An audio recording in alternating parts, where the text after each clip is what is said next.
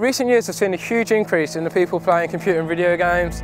In fact, its annual revenue is rumoured to exceed that of the movie industry. Despite this, it still receives bad criticism from the press and campaigners and attorneys such as Jack Thompson, who believe games have a detrimental effect on society.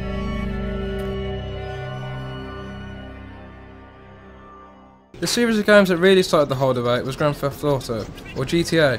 Released in the 90s, the original featured guns, drugs and car theft. Although these games received some bad press, the top-down isometric view and unrealistic graphics distanced the player somewhat from the events in the game. 2001 saw the release of the Sony PlayStation 2. The new generation of console brought with it improved graphics and audio.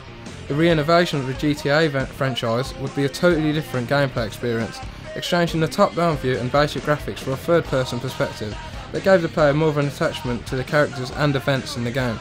The games also used a cinematic approach, using in-game cutscenes to advance the plot. Much of the plot revolved around drugs, assassinations and theft. There was also a much greater scope of freedom. It was a world where you could do pretty much what you wanted to do, and it was some of these things which brought the most flack. For instance, you were able to pick up prostitutes and have implied sex with them, and if inclined you could kill them and take your money back. You could also kill and maim civilians as well as the police. It didn't take long before the media picked up on this and began to not only demonise the game, but also link the game to real life tragedies.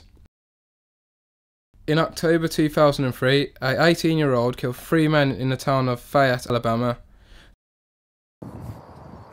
That same year, the company Rockstar also released a very controversial game called Manhunt. Manhunt has some very dark themes and played out like a snuff film. You played as James Earl Cash, who was dropped into a gang-ridden city and forced to kill his way out for the pleasure of viewers. Most people found the manner in which you were encouraged and rewarded for killing to be the most disturbing thing about this game.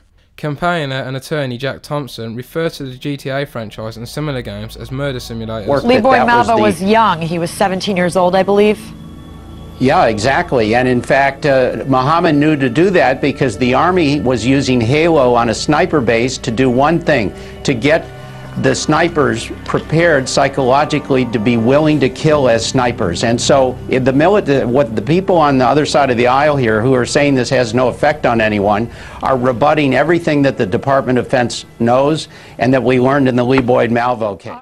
Jack is an infamous figure amongst the gaming world whose campaigns have seen changes in distribution law throughout certain states of America. Many gamers agree with the idea of age ratings, but are annoyed with the way games are perceived in the media, largely by people who don't play games. Gamers may have a valid reason to feel this way. A report by the BBC published in 2005 reported that the average age of a gamer in the UK is 28. Games are also clearly labelled using either the BBFC or PEGI rating systems. It is also reported that 90% of parents are not aware of the types of games their children play. Many people feel games should be held in the same respect as movies, music and other forms of media. Even non-gamers believe games to be a form of art and expression. And maybe when the next big thing comes around, we might be having this discussion again.